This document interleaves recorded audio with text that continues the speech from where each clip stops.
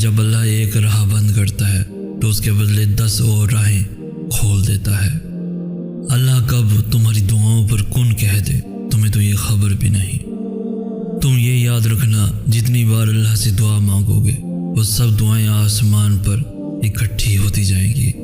تمہارا کام یہ ہے کہ تم اتنی دعائیں مانگو کہ آسمان بھر جائے اور تمہیں ایسا مقدر عطا کیا جائے کہ تمہاری زبان شکر سے بھر جائے۔